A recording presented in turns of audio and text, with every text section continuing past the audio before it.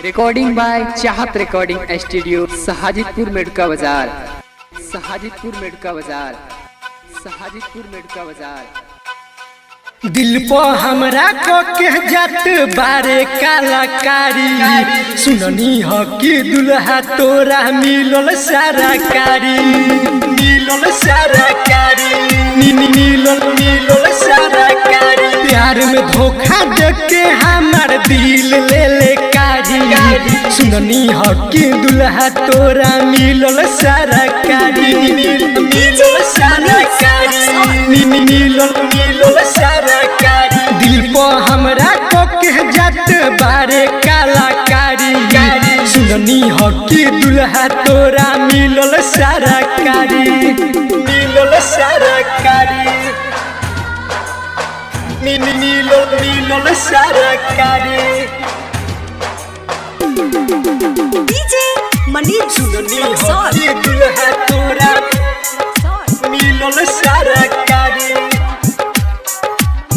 मिलल सारा कारी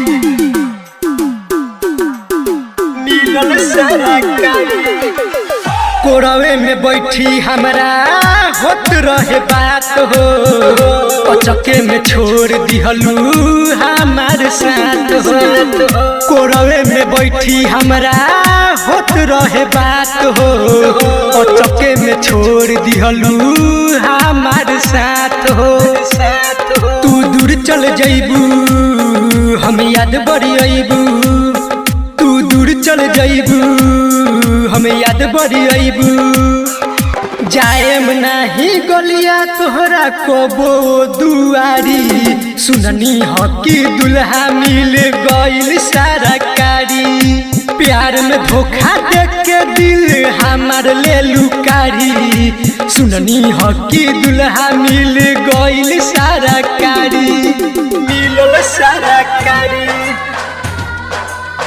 मिलल सारा कारी। रिकॉर्डिंग बाय चाहत रिकॉर्डिंग स्टूडियो सहाजितपुर मेडका बाजार।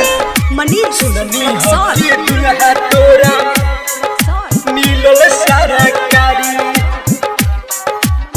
मिलल सारा कारी मिलल सारा कारी। राइटर भीम से तू कैल बेवफाई बिगन बिहारी तोहके भूलियो न पाई राइटर भीम से ते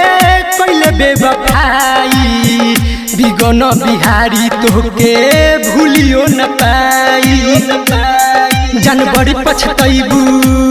चैन कहीं न पैबू जान बड़ी पछतैबू चैन कहीं न पैबू गुडू गुलिसन से कैली हलू यारी